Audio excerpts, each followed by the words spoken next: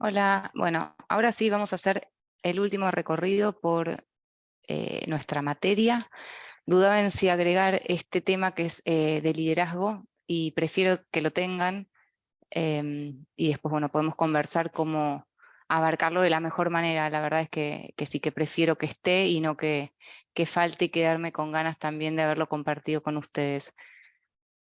Voy a compartir pantalla para que puedan ver esto con lo que estamos, perdón, voy a dejar de compartir por las dudas de que después no se comparta bien. Em, Algo con lo que estamos muy familiarizados desde las distintas propuestas de las distintas materias, de las distintas maestrías también, y que es la herramienta de gestión de comunicación, que es el plan de comunicación. Básicamente, un plan de comunicación tiene estos pasos, y ahora les voy a decir por qué viene a tema un plan de comunicación justo ahora, en una materia de comportamiento. Yo creo que si bien estamos muy enfocados siempre en el mensaje, más la gente que no es de comunicación quizás, ¿no? Tengo que hablar, tengo que hacer una presentación, tengo que dar un feedback, tengo que comunicar y nos enfocamos en lo que es el mensaje. Sin embargo, mi hipótesis es que el mensaje es el producto de una serie de cuestiones que vienen antes, que tienen que ver con el contexto, el objetivo y los públicos. Obviamente después al mensaje se lo ajusta en función de los canales, acciones, recursos como tiempo y dinero. Y es imprescindible, como siempre decimos, la medición, el control para cambios. Ahora, desmenucemos un poquito, porque acá está, creo, o sea, la hipótesis de esta segunda parte del encuentro es desmitificar las teorías de liderazgo, por así decirlo, e incluso así basarnos en una, como para que no estén sin nada, porque no es que soy una apocalíptica del liderazgo, de la teoría del liderazgo, pero a mí me parece que, y estoy segura que lo podemos construir juntos, que va más allá, que no hay una, o sea, las teorías de liderazgo que muchas veces se presentan así son en realidad, me parece, sistematización de visiones sobre él. Pero imagínense el cambio al que estamos expuestos y que protagonizamos. Y entonces mi apelación, las ganas que tengo de plantearlo de esta manera es porque sé que empieza como en aquella matriz por el autoliderazgo y está formado, o sea, nosotros somos líderes de comunicación y la comunicación no existe, no se puede plantear sin el liderazgo de ella, o sea, es como una cuestión sistémica. Entonces, fijémonos cómo es la cuestión del contexto, del objetivo y de los públicos para el plan de comunicación, para el liderazgo. Yo creo que esta es la base de la comunicación estratégica. Y si la comunicación es estratégica, si estamos de acuerdo en esto, necesita un plan. La gestión del contexto tiene que ver con la adecuación. Y me parece la, la, la, la idea es que el líder es aquel comunicador, aquel profesional con visión sobre todo de adecuación al contexto. Alguien en frac en la playa o alguien, bueno, en traje de baño en una gala, estaría desubicado. Entonces, y más allá del mensaje, por eso, ¿no? Volvamos siempre a cuando nos piden asesoramiento para generar un mensaje o un plan de comunicación como si fuera una campaña, una estrategia, lo que los otros llaman una estrategia de comunicación, nosotros decimos, a ver, estrategia de comunicación tiene que tener en claro esto antes.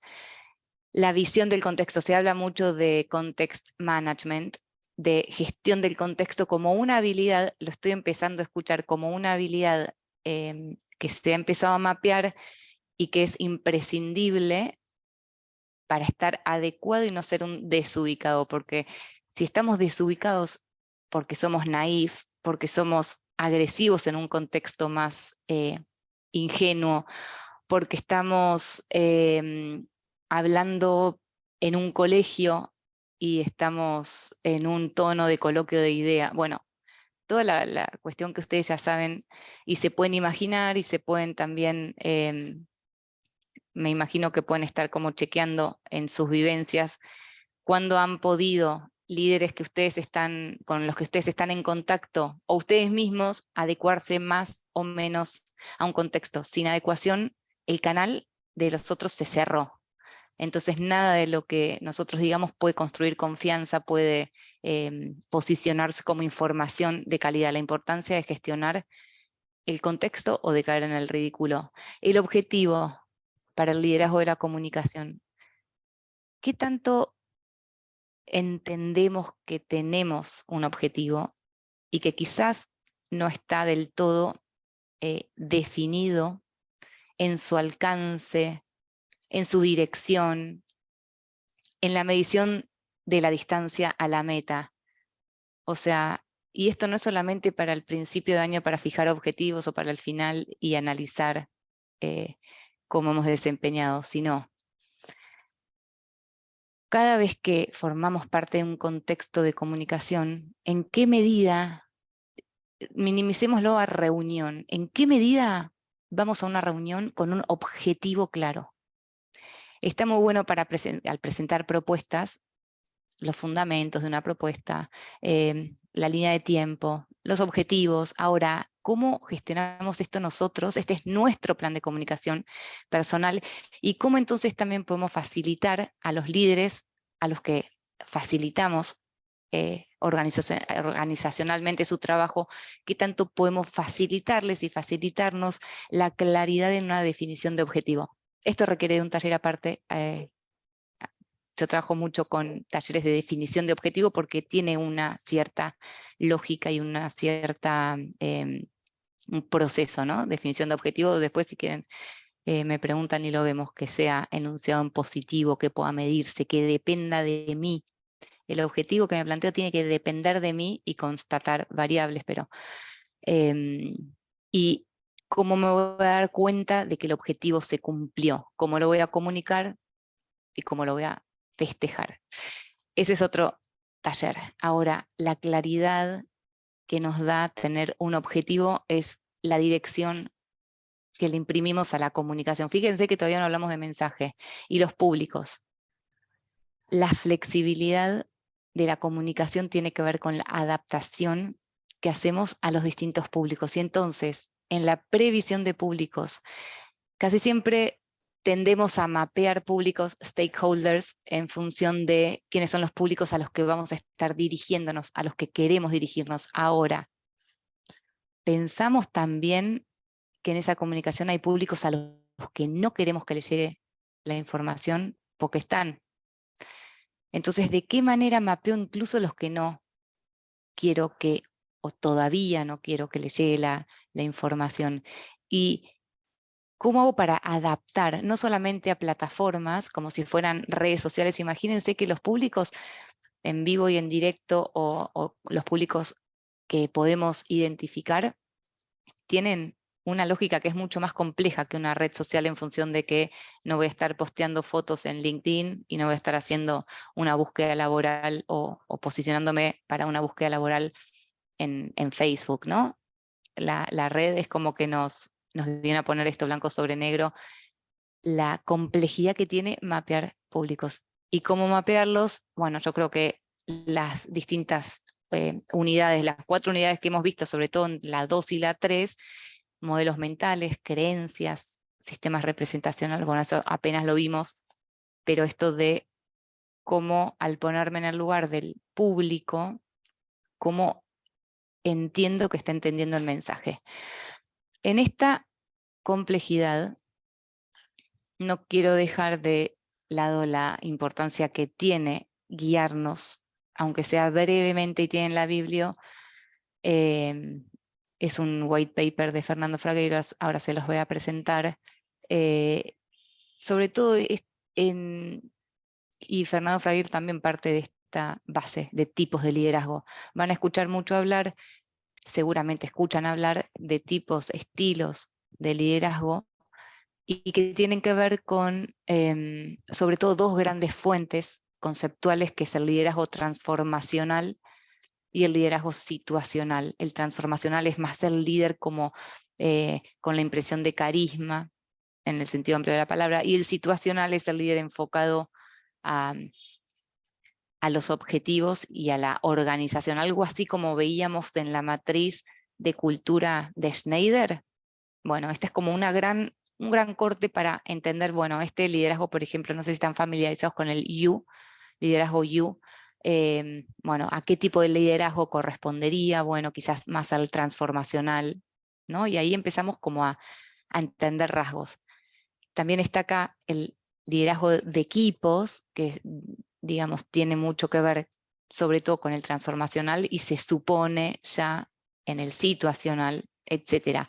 Pero hemos visto, digamos, las distintas formas de llamar a la complejidad del paradigma que habitamos: VUCA, VICA, RUPT, BANI, seguramente, ¿no? Desde 2020 suena mucho el paradigma de BANI. Nosotros hemos también desarrollado, con un poco de incomodidad por la complejidad tal vez,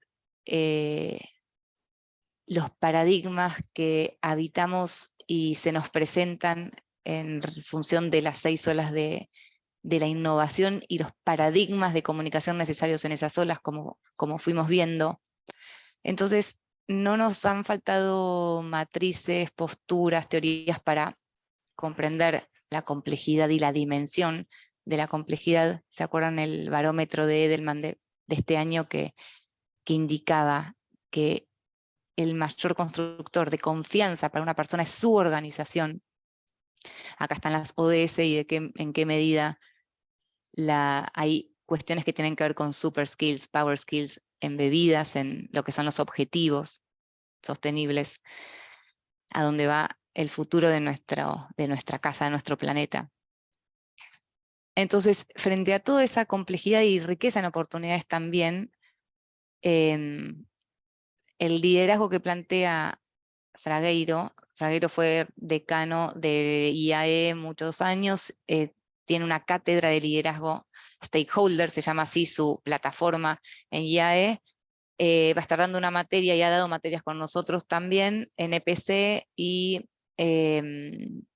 fue rector de la universidad. Entiende muy bien, o sea, nos gusta el intercambio con él porque él es muy management, trabaja en el nivel del C-suite, y entonces nosotros nos desafiamos y lo desafiamos y nos desafía en función de cómo es la convivencia management, o sea, el C-suite, todos los C, con la comunicación. Y hay veces que nos quedamos medio incómodos, ¿no? Cada uno, porque estamos como acostumbrados a internalizar un repertorio de ideas, de dimensiones de comunicación, también nosotros, nuestro propio discurso, y en algún intercambio es como que ahí quedan los modelos mentales expuestos, los supuestos salen a la luz en las buenas conversaciones. Entonces nos dice, bueno, pero comunicación como que no está, no le llega a lo ambiental y deja, no es que lo dice a esto él, no es un ejemplo, cómo lo ambiental no va a ser clave en la gestión de la comunicación hacia adentro. Por eso tenemos también la materia de Marce Farré, que tiene que ver con esto, con construir cultura de sostenibilidad.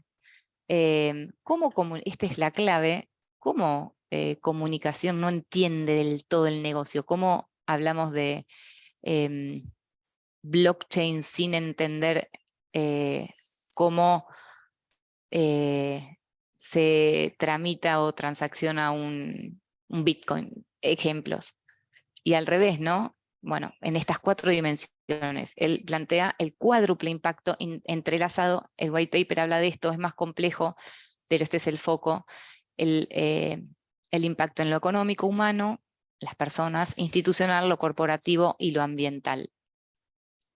Entonces, el planteo es: a complejidad sin precedentes, a tecnología y el alcance y la posibilidad sin precedentes, a daño ambiental sin precedentes, comunicación entonces también sin precedentes. Esta es como mi lectura del paper. con todo lo que esto implica. Ahora, digamos, el planteo que queda expuesto siempre, siempre, siempre, es el foco en la persona, es lo de la persona en el centro, tanto como user experience, como la persona a la que le estamos hablando.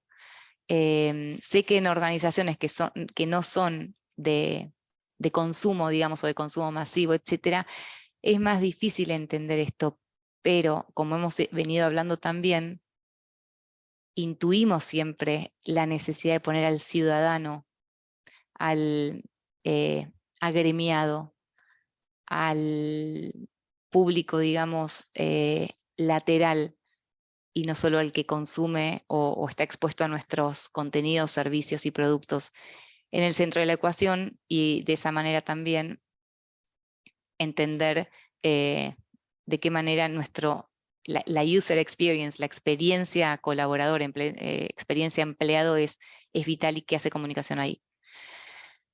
Entonces, esta es la idea, ¿no? Negocios sustentables con enfoque en los públicos, el stakeholder en el sentido del mapeo de públicos para personalización, para seguimiento de experiencia cliente, ¿no? El famoso Customer Journey, el viaje del cliente o del colaborador. Y la creación y la entrega de valor con perspectiva stakeholder, o sea, de qué forma está planteada la visión del negocio y de qué forma está planteado el resultado del negocio. Y el hallazgo, o bueno, lo que deja en firme Fragueiro en esto, es que en definitiva, si el planteo de foco en la persona en el centro, sería algo así como analizando la pirámide de los niveles lógicos que ya deben estar mareados con eso, pero cuando cierre la pirámide, cierra todo, baja todo, es como la herramienta y matriz más poderosa que yo conozco. Se basa esto, sí y solo si queremos que suceda esto de la sustentabilidad del negocio, con la gente dentro, alineada a él en su motivación, en su atención, en su identidad de rol, en una más allá de visión compartida, como proponía Peter Senge en la quinta disciplina, el propósito compartido. Entonces es un involucramiento aún mayor. El propósito está en el nivel base de la pirámide. Entonces, ¿de qué manera la organización, hashtag, esto también es comunicación, tiene que ver con entender, generar, proponer a veces o identificar propósitos compartidos? Ya les digo, no es una mirada ingenua, sino que es la mirada de la tendencia de máximo. Entonces ahí, como en el objetivo, qué lejos estamos, cuál es la distancia a la meta, qué lejos estamos del logro. Y bueno, y todos los, haciendo un chunk de ese objetivo en subobjetivos, cómo vamos entonces midiendo una línea de progreso.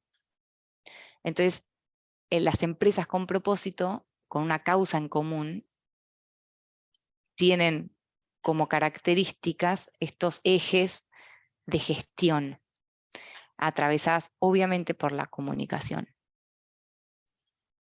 Entonces el liderazgo, lo que propone del liderazgo stakeholder se basa mucho en no solamente en la unión, sino como en una visión sistémica, en la mirada superadora que tiene integrar el liderazgo transformacional y el liderazgo situacional, sobre todo y a través de los equipos, basándose en esto, digamos, es mi lectura, pueden tener otra y enriquecedora y bienvenida, ¿no? Con más detalles. Autoliderazgo, autoconocimiento, empatía, autoestima, acá es como el cierre de la materia. Liderazgo interno, gestión de la complejidad, cultura de colaboración, o sea, traducir la complejidad hacia arriba, hacia la C-suite, y hacia abajo, hacia la población organizacional, y traducir los requerimientos de cada uno, como en la metáfora del enfermero, traducir al paciente, al colaborador interno, lo que va a hacer el especialista, porque información suma y quita, digamos, incertidumbre y la angustia a la incertidumbre, y al revés, al número 1, traducirle el dolor del paciente, el dolor del cliente interno. Y bueno, liderazgo hacia afuera, o sea, liderazgo en acción, con lo que tiene que ver con la inteligencia sistémica. Esto sí es muy de management, ecosistema de negocios, como si fuera una quinta ola de la innovación, liderazgo colaborativo y propósito y valores compartidos. Fernando nos ha desafiado al punto de decir, ¿por qué comunicación se llama comunicación? ¿No? Como si fuera un commodity, como si fuera una cuestión de posicionamiento. Y le preguntamos, bueno, ¿y cómo la llamarías? Yo la llamaría la visión sistémica de la organización. Y digo, bueno, está buenísimo porque esto nos alinea en la necesidad que planteábamos en las horas de la innovación.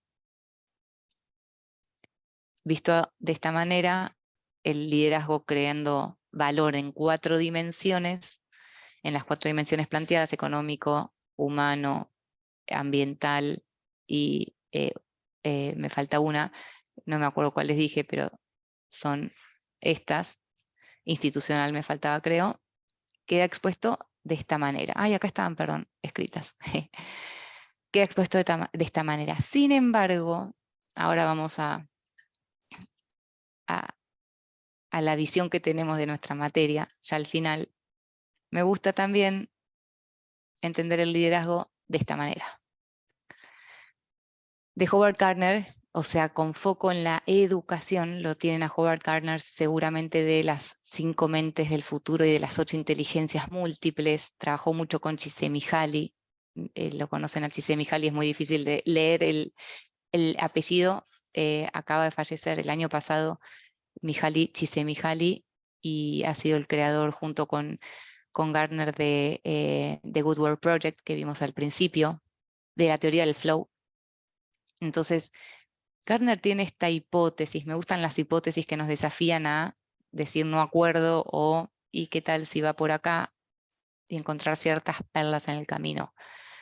Una mala persona no llega nunca a ser un buen líder profesional, ¿no?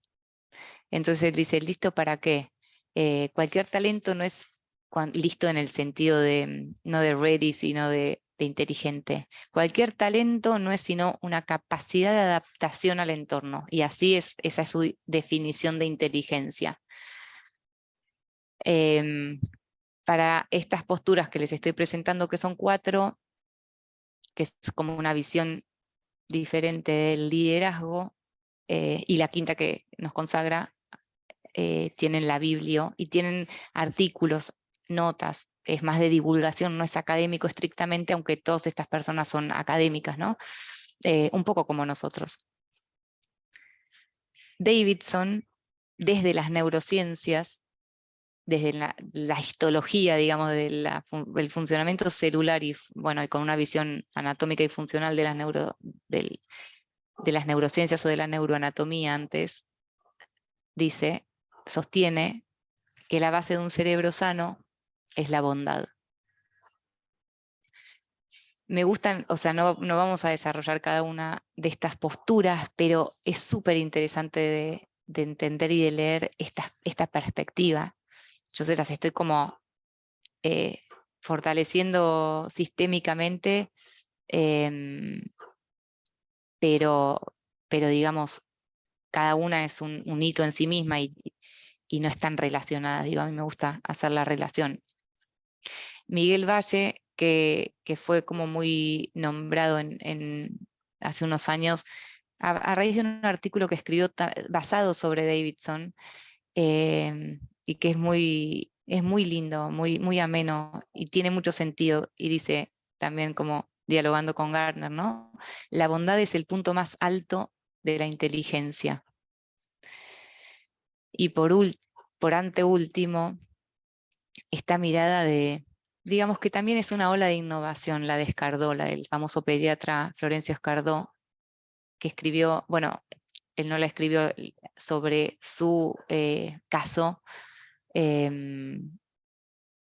trata este libro, La Sala 17, y esto es innovación, esto es liderazgo Esto es, como siempre dice Ana Jorge, ¿no? Que tiene la materia de innovación y de creatividad, pensar dentro de la caja este paradigma de liderazgo y de innovar y de comunicar. Él pensaba dentro de la sala, en la sala que él tenía a cargo en el hospital de niños. No estaban autorizadas las madres, pero porque esa era la cultura, el paradigma. Se le ocurrió que si las mamás estaban con los chiquitos que estaban enfermos, los chiquitos iban a mejorar. Y la madre también, no solamente en la situación de cuidado, sino integrando lo que es salud con cuidado. Era una mirada súper revolucionaria para la época, porque una cosa era la salud física y otra cosa era todo lo demás, que quizás ni nombre tenía. La palabra bienestar es nueva. Bueno, y planteó esto, y después midió, porque ahí está la cuestión también con la que nos sentimos identificados o a veces en falta a nosotros, ¿no? Medir lo que tiene que ver con las percepciones. Él trabajó sobre el nivel de la percepción, llevándolo a un cambio con indicadores medibles. Y me parece que acá en esto de quebrar, en la curiosidad innata que también hablábamos entre nosotros, que tiene en definitiva nuestra vocación primaria, quizás que es algo así como el periodismo, ¿no? La curiosidad de llegar con una mejor comunicación a nuestros públicos. Y esa curiosidad, periodismo como metáfora, quizás no está en la vocación de todos los de comunicación, pero yo creo que como raíz antropológica el comunicador tiene mucho de esta curiosidad periodística, y entonces este desafío constante al pensemos distinto. ¿Qué pasa así?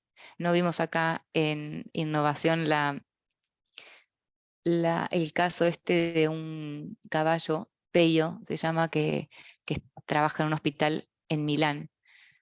Yo me imagino con cuestiones así de innovación, las reuniones en la sala de reuniones de la organización, ¿no?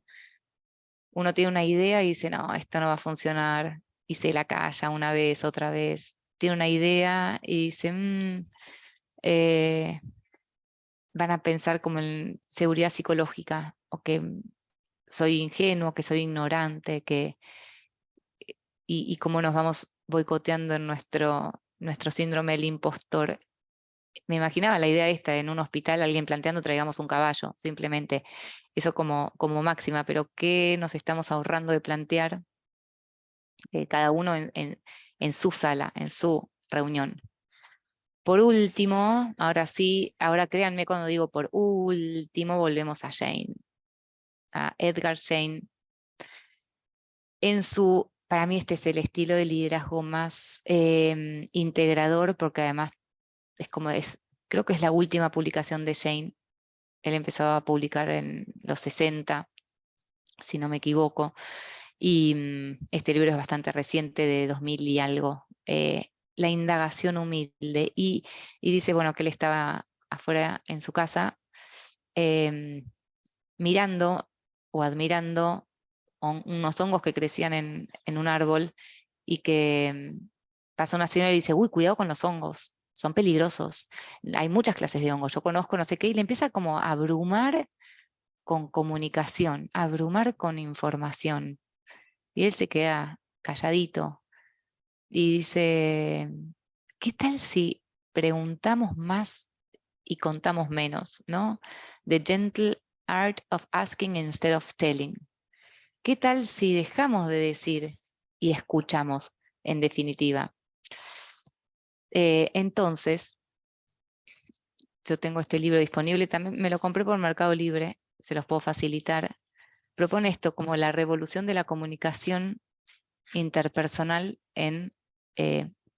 para el liderazgo, el líder que al preguntas humildemente cuando no sabes, o sea, cuando necesitas que otro que tiene la información, que tiene la expertise, que tiene como las claves de acceso, te las pueda y te las quiera compartir. Entonces él plantea este modelo del líder que forma equipos, y que pregunta. Estamos pensando quizás en líderes que están muy lejanos a esto, pero estamos hablando del autoliderazgo y de una propuesta desde el autoliderazgo a algunos cambios, y después veremos a dónde nos lleva la vida y nuestro protagonismo del rol en situaciones que podamos y que queramos elegir para el resto de nuestra vida de la comunicación, ¿no? Pero es este líder humilde que realmente y con propósito de escucha, un propósito sostenible de escucha, genera un propósito de liderazgo sostenible, que avala y valida, sobre todo valida a los equipos. Es espectacular el desarrollo, lo tiene en la Biblia. Él trabaja mucho con Amy Edmondson. Amy desde una mirada de formación de equipos, y la otra cara de la formación de equipos es la del liderazgo, un liderazgo transversal y genuino también de Jane. La indagación humilde es hacer la pregunta para la cual aún no sabemos la respuesta. No es una pregunta retórica para saber que, vieron que a veces el éxito de la performance en reuniones se mide por la cantidad de palabras que puso alguno de los invitados a la reunión, y el que permanece callado parece que no tiene liderazgo. Bueno, son contra todas estos prejuicios que va. Es como si preguntar nos debilitara para algunos líderes. Él lo pone lo pone en el foco, lo pone sobre el escenario, ¿no? La pregunta para la cual aún no sabemos la respuesta, reforzada por una actitud de indagar y una actitud de interés en la otra persona y de curiosidad. Esto implica por tanto suspender, tanto como sea posible, los propios preconceptos para salir al modelo mental, a la mirada del otro. Quien pregunta tiene una interesante curiosidad, y eso es lo que al otro lo valida en su rol. Para que vean en la pirámide de Jane su consistencia y su coherencia. Fíjense que este libro es de 1970, creo, 69, si no me equivoco. Esta es la conclusión final, las conclusiones finales, como dice ahí, del libro que nosotros estuvimos revisando como biblio central en la materia y en la maestría también de psicología organizacional. Y fíjense que muchos años después él planteó la indagación humilde, y ya antes de escribirlo cerraba las conclusiones de su libro con preguntas. ¿Ven? Si el liderazgo es crucial en la formación y el cambio cultural, conviene que examinemos esto. Si liderar y dirigir la cultura, bueno, no las voy a leer porque la tienen acá. ¿Nuestros procesos de formación de dirección forjan acaso personalidad creativa? Si el entorno en el que tienen que operar en las empresas, él no nos da un statement. Conclusiones finales están puestas en preguntas. Nada más poderoso que la coherencia y la consistencia del liderazgo, y nada más necesario que líderes de la comunicación para gestionar el comportamiento en las organizaciones, en las suertudas organizaciones que los tienen a ustedes como protagonistas de estas áreas para hacer la diferencia. La comunicación estratégica y de calidad nos necesita. Así que muchas gracias por haber compartido todos estos encuentros que a mí me enriquecieron un montón con la mirada de ustedes. Nos vemos prontito.